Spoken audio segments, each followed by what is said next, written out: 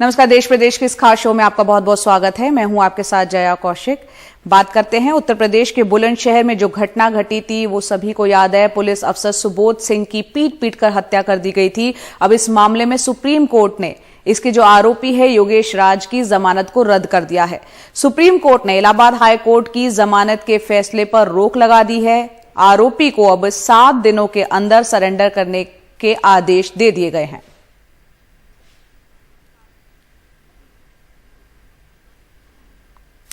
लखीमपुर खीरी कांड में एसआईटी ने करीब 5000 पन्नों की एक चार्जशीट दाखिल कर दी है। लखीमपुर में 3 अक्टूबर को 5 किसानों को थार गाड़ी से कुचलकर मार दिया गया था। इस मामले में 13 लोग जेल में बंद हैं। आइए देखते हैं हमारे सहयोगी कमाल खान की रिपोर्ट। एसआईटी का दावा है कि किसानों को इस थार से अनजाने में नहीं बल्कि कत्ल करने की नियत से कुचला गया। 5000 पेज की चार्जशीट में एसआईटी ने गृह राज्य मंत्री अजय मिश्रा टेनी के बेटे आशीष मिश्रा और उसके साथियों को किसानों की पूर्व नियोजित और सुनियोजित हत्या का आरोपी बनाया है। चार्जशीट दाखिल हुई है सभी अभियुक्तों के खिलाफ। वीरेंद्र शुक्ला के खिलाफ 201 में और बाकी में सब में 302, 326, 307 वगैरह चार्जशीट दाखिल हुई है। सर, क्या आशीष मिश्रा की मौजूदगी वहाँ पर थी या नहीं? गवाहों के बयान में आया है कि आशीष मिश्रा वहाँ मौके पर मौजूद थे। चार्जशीट पे चीज़ है सीडी में है। जो गवाहों से जो बयान जो हुए हैं जिन लोगों के और जांच जो की है एसआईटी ने, उसके बाद ये चीज़ क्लियर हुई है कि क्योंकि इस मामले में कई लोग थे जो लखनऊ के थे, कुछ बाहर के भी लोग थे, तो इन्होंने पूरी प्लानिंग करके बाहर से जो है गुंडों को बुलाया था। उसके बाद प्लानिंग करके किसानों को मारा गया है। ये चीज़ क्लियर हो गई थी एसआईटी की जाँच में। 3 अक्टूबर को लखीमपुर के तिकुनिया इलाके में जिस थार से किसानों को कुचला गया था उस काफिले में 3 गाड़ियाँ शामिल थीं। सबसे आगे थार थी जो गृह राज्य मंत्री अजय मिश्रा के नाम है। उसके पीछे फॉर्च्यूनर थी जो पूर्व केंद्रीय मंत्री अखिलेश दास के भतीजे अंकित दास की थी और उसके पीछे स्कॉर्पियो थी जो वीरेंद्र कुमार शुक्ला की है। चार्जशीट दाखिल कर दी गई है क्या? चार्जशीट दाखिल कर दी गई है। किस मामले में? 219 में। ठीक है, वही तिकुनिया हिंसा मामले से जुड़ी। ठीक। अच्छा, कोई नाम, कुछ नाम भी बढ़े हैं क्या? शुक्ला नाम बढ़ा। ये क्या धारा लगी क्या उन पे? 201। चार्जशीट के मुताबिक इस कांड से जुड़े 4 लोगों के पास असलहे थे, जिनमें गृह राज्य मंत्री के बेटे आशीष मिश्रा, अंकित दास के गनर नफीस और अंकित दास के साथी नंदन के पास लाइसेंस वाले असलहे थे, जबकि आशीष के साथी सुमित जायसवाल के पास अवैध असलहा। लेकिन किसान इस मामले में गृह राज्य मंत्री अजय मिश्रा टेनी का नाम दर्ज करवाने के लिए फिर अदालत का दरवाजा खटखटाना चाहते हैं। अजय मिश्रा टेनी का नाम इनमें नामजद किया जाए उनको, जब उनका तहरीर में नाम है, लेकिन उनका नाम नहीं है आज इस चार्जशीट में, जबकि एक्सपेक्टेशन ये थी कि उनका नाम आना चाहिए। प्रॉपर इन्वेस्टिगेशन हमें लग रहा है नहीं हुई इस हिसाब से। थार गाड़ी अजय मिश्रा टैनी के नाम पे थी, उनका रोल भी था, उनके स्टेटमेंट भी थे, लेकिन उनको पार्टी नहीं बनाया गया, उनको नामजद नहीं किया गया इस केस में। तो आपको क्या स्थिति रहेगी, आपको क्या करेंगे? पैनल से डिस्कशन करना पड़ेगा, लेकिन हमको लगता है कि इस केस में अब हमको 156 डालनी पड़ेगी प्रॉपर इन्वेस्टिगेशन के लिए। कांग्रेस महासचिव प्रियंका गांधी ने चार्जशीट में गृह राज्य मंत्री अजय मिश्रा टेनी का नाम न होने पर ट्वीट कर लिखा कि लखीमपुर खीरी नरसंहार मामले की चार्जशीट में भी केंद्रीय गृह राज्य मंत्री के बेटे ही किसानों को कुचलने की घटना के मुख्य आरोपी हैं, लेकिन नरेंद्र मोदी जी के संरक्षण के चलते अजय मिश्रा टेनी पर जांच की आंच तक नहीं आई है और वे अपने पद पे बने हुए हैं। समाजवादी पार्टी के अध्यक्ष अखिलेश यादव ने आज लखनऊ में एक प्रेस कॉन्फ्रेंस के बीच चार्जशीट में गृह राज्य मंत्री अजय मिश्रा टेनी का नाम न होने पे तंज किया। भारतीय जनता पार्टी में कोई ऐसी वॉशिंग मशीन बनी हुई है, किसी अपराधी को भेज दोगे वो अपराधी लगेगा ही नहीं उसमें।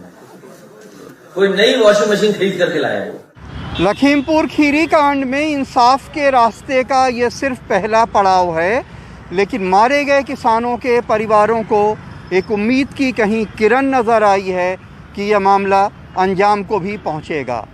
लखीमपुर खीरी में प्रतीक श्रीवास्तव और लखनऊ में कैमरामैन राजेश गुप्ता के साथ कमाल खान, एनडीटीवी इंडिया।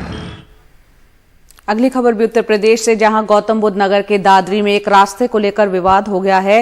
ये रास्ता बंद कर दिया गया है। एक शख्स का कहना है कि ये उसकी निजी प्रॉपर्टी है, उसकी संपत्ति है, जबकि इलाके के लोगों का कहना है कि रास्ता दशकों पुराना है।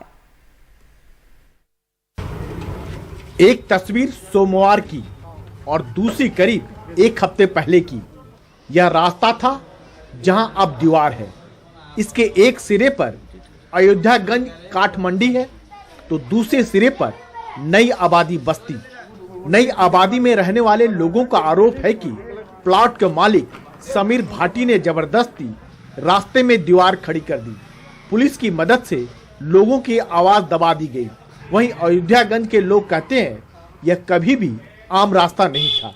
सारी परेशानियां हम जिंदगी से पहले से रास्ता आई। हम रात बेरात को दिन में अपने चले जावे, बच्चे छोटे छोटे, बताओ रोड पे को हम जाएंगे। देखो कल परसों हमारी माँ निकली, एक्सीडेंट होगा उनका। ये रास्ता नहीं था ना, ये कोई रास्ता है, ये प्लॉट है, यहाँ तक कोई आधे जाते नहीं थे। यह सही है कि इस रास्ते से होकर पहले लोग आया जाया करते थे। अब लोग सीधे काठ मंडी से होते हुए दादरी मेन बाजार में नहीं जा पाते हैं। अब उन्हें थोड़ी दूर घूम के बाजार में जाना पड़ता है। इससे लोगों की परेशानी तो बढ़ी है। हालात बेकाबू न हो, इसके लिए पुलिस बल भी तैनात है। ये रास्ता कितने कब से? ये 100 साल से, अब से नहीं है। ये तो खुले, इसके नीचे सड़क है डामर की, रोड है ना, वो रोड की डामर की बनी हुई। ये दिया था हमें कि तुम्हारा ये रास्ता बंद हो रहा तो इसी रास्ते को दे दूंगा। बाद में वो बेच दिया। परेशानी निकलने की, हम जाते ही नहीं। इधर से निकल जाए, हमारी बहन बेटी निकले, अदब से निकल जाओ, उधर रोड पर जाएंगे, कोई छेड़ेगा। नई आबादी बस्ती में लोगों की माने तो यह रास्ता कई सालों से वजूद में था, जबकि जमीन के मालिक समीर भाटी कहते हैं कि उन्होंने 1998 में यह जमीन ही खरीदी है। अब उन्होंने ये जमीन किसी और को बेच दी है। ये प्लॉट जो है हमने 98 में खरीदा। ये पर्सनल प्रॉपर्टी उस समय भी थी, ये आज भी पर्सनल प्रॉपर्टी है, लेकिन चूंकि हमारी प्राइवेट प्रॉपर्टी है उसको हमने अब बेच दिया। विवाद को लेकर दोनों पक्षों के अपने अपने तर्क हैं। हालांकि ऑन रिकॉर्ड कोई भी सरकारी अधिकारी इस पर बोलने को तैयार नहीं है, पर ऑफ रिकॉर्ड वो ये कह रहे हैं कि यह जमीन प्राइवेट प्रॉपर्टी है। दरअसल ऐसे विवाद तब होते हैं जब हमारी नगर परियोजना में खोट होता है। अधिकारियों को देखना चाहिए कि किसी के वैध अधिकार की रक्षा हो और आम लोगों को मुश्किल भी ना हो। गौतम बुद्ध नगर दादरी से कैमरामैन अशोक माले के साथ राजीव रंजन, एनडीटीवी इंडिया। और इस बीच खबर आ रही है कि उत्तर प्रदेश चुनाव बहुत नजदीक है। उससे पहले हम लगातार देख रहे हैं अखिलेश यादव के करीबियों के यहाँ आईटी विभाग की छापेमारी चल रही है और आज एसीई यानी एस बिल्डर पर आईटी विभाग का ये छापा डला है। अजय चौधरी इसके मालिक हैं। उनसे जुड़े परिसरों पर ये छापे जारी है। नोएडा, दिल्ली, आगरा में छापे चल रहे हैं। इनकम टैक्स की एस बिल्डर पर ये रेड चल रही है। इससे पहले अखिलेश यादव के जो नजदीकी थे, इत्र कारोबारी भी बताए जा रहे थे, उनके यहाँ भी छापेमारी हुई थी। उनके राष्ट्रीय प्रवक्ता हैं, उनके यहाँ भी छापेमारी हुई थी। और बार बार लगातार सपा ये सवाल उठाती रही है कि चुनाव से ठीक पहले जो टाइमिंग को लेकर सवाल उठाए हैं कि क्यों सपा से जुड़े लोगों पर ये छापेमारी हो रही है। ज्यादा जानकारी दे रहे हैं हमारे सहयोगी मुकेश सिंह सेंगर। दिल्ली और एनसीआर के एक बड़े बिल्डर एस ग्रुप के यहाँ आज सुबह से इनकम टैक्स डिपार्टमेंट की छापेमारी चल रही है। इस वक्त में नोएडा 126 में एस ग्रुप के दफ्तर के बाहर हूँ और यहाँ आपको दिखाता हूँ कि किस तरह से इनकम टैक्स डिपार्टमेंट के अधिकारी आज सुबह यहाँ पर पहुँचे हैं और आज सुबह से ही यहाँ पर छापेमारी चल रही है। ये छापेमारी नोएडा के अलावा बागपत, आगरा और दिल्ली में चल रही है, जहाँ जहाँ पर एस ग्रुप के ठिकाने हैं, दफ्तर हैं, जो इसके मालिक हैं अजय चौधरी, उनका जो घर है, उन तमाम जगहों पर आज सुबह से ही इनकम टैक्स डिपार्टमेंट की छापेमारी चल रही है। हालांकि छापेमारी में क्या कुछ मिला है ये भी साफ नहीं है, लेकिन ये छापेमारी सुबह से जारी है और जो इनकम टैक्स डिपार्टमेंट के लोग हैं उन्होंने लॉ एंड ऑर्डर की समस्या को देखते हुए नोएडा पुलिस से मदद मांगी है और यहाँ पर तमाम जो पुलिसकर्मी हैं नोएडा के, वो भी वहाँ तैनात हैं जहाँ जहाँ इनकम टैक्स डिपार्टमेंट की छापेमारी चल रही है। ये छापेमारी दिल्ली के अलावा नोएडा, आगरा और बागपत में चल रही है। बागपत में अजय चौधरी का फार्म हाउस है, वहाँ पर भी ये छापेमारी चल रही है। ये भी कहा जाता है कि अजय चौधरी समाजवादी पार्टी के मुखिया अखिलेश यादव के काफ़ी करीबी हैं और चुनाव के ठीक पहले ये छापेमारी की जा रही है। इससे पहले हमने देखा कि किस तरह से समाजवादी पार्टी के एमएलसी पंपी जैन के ठिकानों पर 31 दिसंबर से लगातार छापेमारी चल रही है। चाहे कानपुर हो, उन्नाव हो, उनके तमाम ठिकानों पर इनकम टैक्स के अधिकारी लगातार 5 दिनों से छापेमारी कर रहे हैं। इसी बीच जो दिल्ली और एनसीआर के बड़े बिल्डर अजय चौधरी हैं, जिनका एस ग्रुप है, उनके ठिकानों पर भी छापेमारी जारी है। इनकम टैक्स के तमाम अधिकारी आज सुबह सुबह उनके ठिकानों पर पहुंचे और लगातार उनके छापेमारी कर रहे हैं। उन पर आरोप ये है कि उन्होंने टैक्स चोरी की है और इसी आरोप के चलते अजय चौधरी के तमाम ठिकानों पर छापेमारी जारी है। हालांकि छापेमारी के दौरान क्या कुछ मिला है ये अभी साफ नहीं है, लेकिन यूपी चुनाव के ठीक पहले जो तमाम बड़े कारोबारी हैं उनके यहाँ छापेमारी जारी है और आरोप ये है कि ये सारे कारोबारी समाजवादी पार्टी के मुखिया अखिलेश यादव के करीबी हैं। नोएडा से मुकेश सिंह, एनडीटीवी इंडिया। उपराष्ट्रपति एम वेंकैया नायडू ने नाराजगी जाहिर की है। सोमवार को धर्म पर की जा रही राजनीति को लेकर उन्होंने अपनी नाराजगी दिखाई। उन्होंने स्पष्ट शब्दों में कहा कि देशवासियों को संदेश देते हुए कहा कि किसी और के धर्म की आलोचना करना और समाज में मतभेद पैदा करने की कोशिश नहीं होनी चाहिए।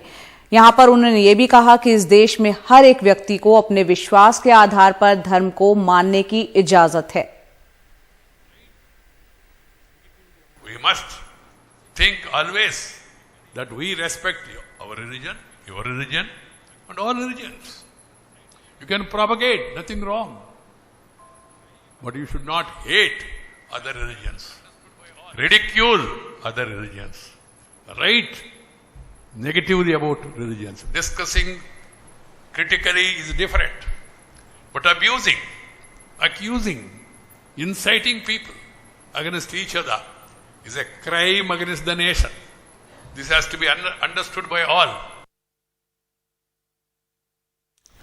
अब बात करते हैं मध्य प्रदेश की, जहां ग्वालियर के बाद मध्य प्रदेश के शिवपुरी, उज्जैन जिला कोर्ट में माली, प्यून, वॉचमैन, ड्राइवर, स्वीपर बनने के लिए बेरोजगारों का यहां पर मेला लगा।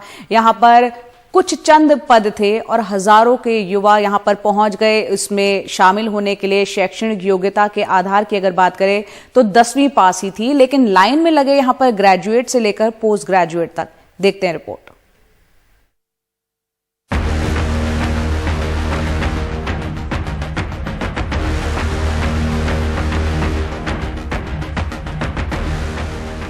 ग्रेजुएट है सर, ग्रेजुएट हो BA सर, ITI है, PGDC रनिंग है, 8 पास मंगा था, 13 वैकेंसी है, 3-4 हज़ार तो आएंगे। और आपको लगता है आपको मिल जाएगी?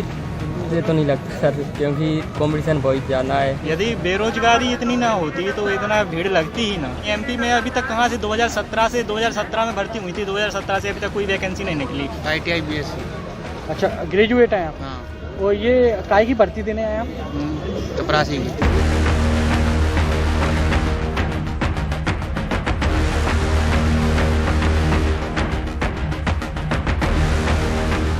हमारे यहाँ 25 पद थे, 22 प्यून के भर्ती के जो हैं और 3 पद जो हैं ड्राइवर के हैं, और वही भर्ती यहाँ पर चल रही है। और इन 25 पोस्ट के अगेंस्ट जो लगभग 9,500 कैंडिडेट्स के एप्लीकेशंस आई हैं, जिसमें से जो हमने इसके लिए 8 बोर्ड बनाए हैं, उसमें से 3 बोर्ड जो हैं ड्राइवर की भर्ती के लिए हैं, वो हमारी भर्ती पुलिस लाइन में हो रही है, और 5 बोर्ड जो हैं जिला न्यायालय परिसर में ही हैं, वर्कआउट कर रहे हैं।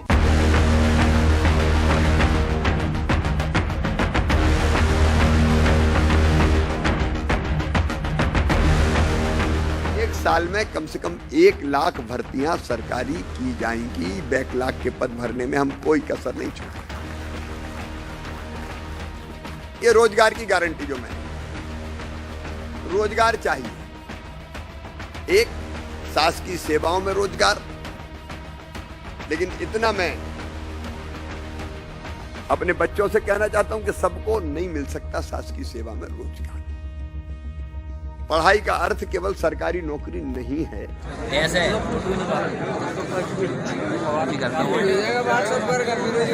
हर जगह भांजे भांजियों की ये भीड़ मामा जी के भाषण की सच्चाई बता रही है। सो अब सरकार नई स्कीम लाई है। भारी भरकम बैठक हर महीने रोजगार दिवस की शुरुआत के लिए 12 जनवरी यानी विवेकानंद जयंती से जिला, ब्लॉक, पंचायतों में कार्यक्रम आयोजित होगा। रिकॉर्ड बनाने की बात हो रही है, सो एक पुराना रिकॉर्ड फिर देख लीजिए। मध्य प्रदेश के रोजगार पंजीयन के दफ्तरों में बेरोजगारों की कुल संख्या 32,57,136 है। सिर्फ इतने बेरोजगारों को नौकरी देने में करीब 20 साल लग जाएंगे।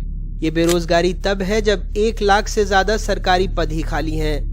स्वरोजगार का ढोल पीटने वाली सरकार में स्ट्रीट वेंडर योजना के लिए 15,24,222 आवेदन आए, 2,25,159 आवेदन रिजेक्ट कर दिए गए, 99,121 हस्ताक्षर का इंतजार कर रहे हैं, जिसमें 82,000 उच्च शिक्षित युवक हैं। एक एक पद के लिए 300 से 400 आवेदन। नौकरी मिल नहीं रही, लेकिन सरकार आयोजनों में व्यस्त है। 12 जनवरी को कितने बेरोजगारों को रोजगार मिलेगा हम ये तो नहीं बता सकते, लेकिन इतना ज़रूर बता सकते हैं कि इस आयोजन में और इस आयोजन के पीछे विज्ञापनों में कितने करोड़ रुपए खर्च होंगे। और जब ये सब चकाचौंध होगी तो कतार में खड़े बेरोजगार की तस्वीर कोई दिखाए भी तो क्यों। उज्जैन से अजय, शिवपुरी से अतुल और भोपाल से कैमरा पर्सन रिजवान खान के साथ अनुराग द्वारी, NDTV इंडिया।